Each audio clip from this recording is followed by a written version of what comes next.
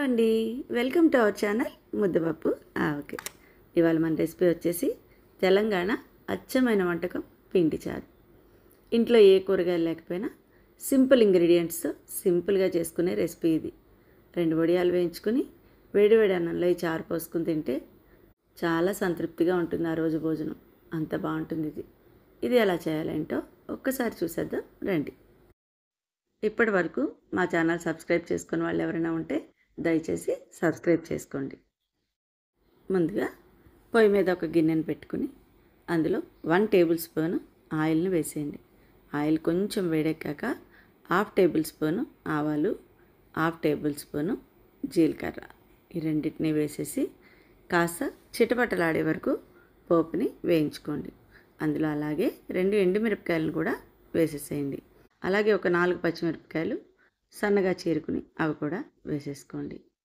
అలాగే ఒక పెద్ద ఉల్లిపాయని సన్నగా పొడుగ్గా ముక్కలుగా కట్ చేసుకుని అవి కూడా అందులో వేసుకోండి. అన్నిటినీ కలిపి బాగా కలుపుకొని చక్కగా పొయ్యి సిమ్లో పెట్టుకుని నిదానంగా వేయించుకోండి. ఉల్లిపాయ కాస్తంత మగ్గింది అని అనిపించాక అందులో కొంచెం కరివేపాకును కూడా వేసేసుకోండి. ములక్కాళ్ళు కూడా ఒక 5-6 ముక్కలు అందులో వేసుకోండి. ములక్కాళ్ళు ఉంటే ఈ పిండి చారు చాలా బాగుంటుంది, లేకపోయినా కూడా పర్వాలేదు. అలాగే ఒక 1/2 టేబుల్ స్పూన్ అల్లం వెల్లుల్లి పేస్టు, అలాగే ఒక 1/2 టేబుల్ స్పూన్ పసుపు యాడ్ చేసేసుకుని చక్కగా అన్నిటినీ కలిపి వేయించేసేసుకుని మీడియం సైజు 2 టమాటాలను ముక్కలుగా కట్ చేసేసుకుని అవి కూడా అందులో వేసుకుని చక్కగా అన్నిటినీ బాగా కలిసేలా కలిపేసుకుని ఇప్పుడు ఒక 1/2 టేబుల్ స్పూన్ సాల్ట్ వేసుకోండి. సాల్ట్ మీ రుచికి సరిపోతుందా లేదో చూసుకుని కావాలంటే యాడ్ చేసుకోండి. అలాగే 1 టేబుల్ స్పూన్ కారం పడుతుంది. దీనికి కారంగానే ఉంటుందండి చారు, చాలా బాగుంటుంది. వేసేసుకుని అన్నీ శుభ్రంగా కలిపేసేసుకోండి. కలిపేసేసుకున్నాక ఇప్పుడు నేను చూపించినంత చింతపండు రసాన్ని పల్చగా తీసుకుని ఇందులో వేసేసుకోండి. ఒక నిమ్మకాయ సైజు చింతపండు అయితే సరిపోతుంది. చక్కగా అంతా కలిపేసేసుకుని ఇప్పుడు ఆ పులుపుకి సరిపడా, చారుకి సరిపడా నీళ్ళని పోసుకోండి. 1 కప్పు నీళ్ళు అయితే దీనికి సరిపోతాయి.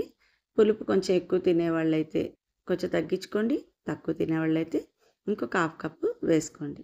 ఇప్పుడు దీని అంతటిని కలిపేసేసుకుని మూత పెట్టి దాన్ని అలా మరగనివ్వండి. ఈలోపు మనం ఒక చిన్న కప్పులో 1.5 టేబుల్ స్పూన్ శనగపిండి తీసుకోండి. తీసుకొని అందులో కొంచెం వాటర్ పోసుకుని దాన్ని పల్చగా పేస్ట్లా చేయండి. మరీ చిక్కగా చేయకండి, పిండి అందులో వేస్తే ఉండలు కడుతుంది. కాబట్టి కొంచెం పల్చగా నేను చూపించిన విధంగా చేసేసుకోండి. ఇప్పుడు చారు మరిగిందో లేదో చూద్దాం. చూసారు కదా, చక్కగా మరుగుతుంది చారు. ఉడికిందో లేదో ఒక్కసారి చూద్దాం. ఇందులో ములక్కాడని పట్టుకుని చూస్తే మనకి ఉడికిందా లేదా అన్నది బాగా తెలుస్తుంది. చూసారుగా, ములక్కాడ చక్కగా మెత్తగా ఉడికిపోయింది అంటే మనకి ఈ చారు ఉడికిపోయినట్టే లెక్క. మనం కలిపి పెట్టుకున్న పిండి అంతటిని అందులో వేసేసేయండి. చక్కగా వేయగానే ఒక్కసారి కలిపేయండి, ఉండలు కట్టకుండా. శుభ్రంగా కలిపేసేసుకుని అంతటిని ఇప్పుడు మూత పెట్టేసి శనగపిండి పచ్చివాసన పోయే వరకు దాన్ని చక్కగా మరగనివ్వండి. ఇప్పుడు లాస్ట్లో కొంచెం కొత్తిమీరని యాడ్ చేసేసుకుని స్టవ్ ఆఫ్ చేసేసుకోండి. వేడివేడి అన్నంలో ఈ చారు పోసుకుని తింటే చాలా బాగుంటుంది. ఈ రెసిపీ కనుక మీకు నచ్చితే లైక్ చేయండి, షేర్ చేయండి, సబ్స్క్రైబ్ చేయండి.